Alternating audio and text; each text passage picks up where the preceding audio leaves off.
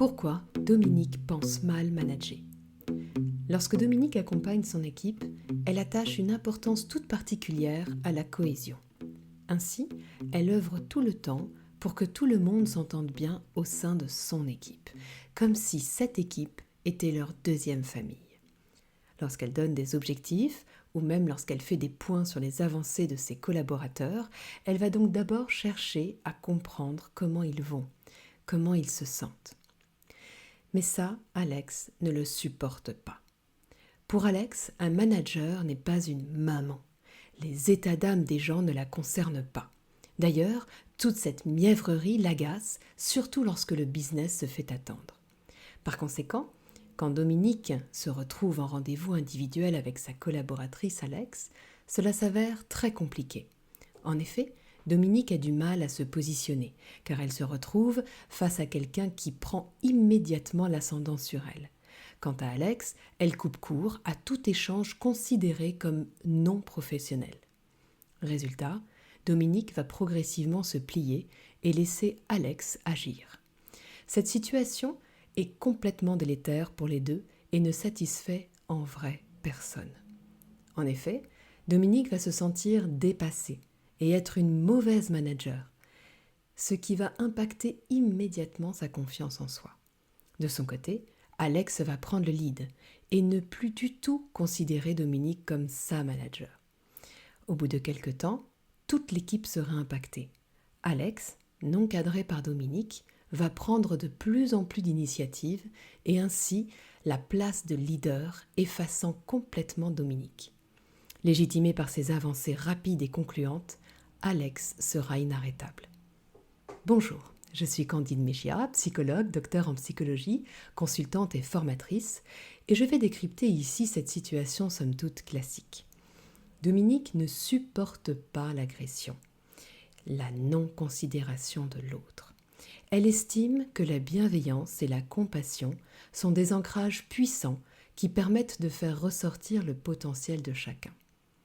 Elle prend donc le temps d'écouter ses collaborateurs et de s'adapter à ses attentes pour qu'ils puissent se déployer à leur rythme et ainsi performer selon leurs particularités. C'est une manager imprégnée de ses équipes, très attentive et étayante.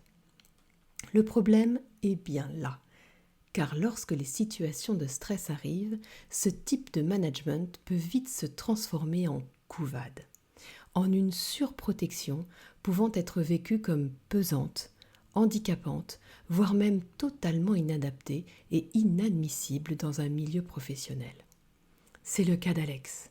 Alex a besoin d'objectifs clairs, de caps élevés la poussant à se dépasser. Chercher à la comprendre ou même à prendre soin d'elle l'insupporte. Cela génère chez elle un rejet immédiat. Elle se bloque, elle devient extrêmement dure et se met alors à décrédibiliser le manager qui agit ainsi. Pourquoi ? Parce que pour Alex, ce que propose Dominique est de l'ordre de l'intime, pas du professionnel. Par conséquent, si vous êtes comme Dominique ou si vous la connaissez, je vous propose deux gummies. Le premier sera d'utiliser votre capacité sensorielle.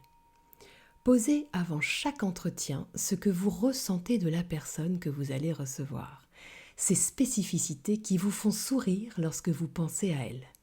Pluguez-vous à son univers pour activer en conscience les attitudes et les attentes que l'autre a de vous.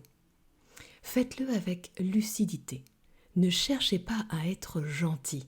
Cherchez à être le manager le plus adapté et agissez en conséquence. Le deuxième gummy sera d'utiliser vos capacités d'adaptation, voire même de mimétisme, pour vous. En effet, en étant conscient des spécificités de l'autre, vous pourrez les utiliser pour les développer chez vous. Et ce, avec authenticité. Vos collaborateurs deviendront ainsi vos meilleurs coachs. Alors Dominique, face à une Alex directe, faites de même. Soyez directive et synthétique. Vous lui ferez plaisir tout en l'autorisant à vous percevoir comme son manager. Je vous dis donc à tous, à très vite et vous souhaite une très belle journée.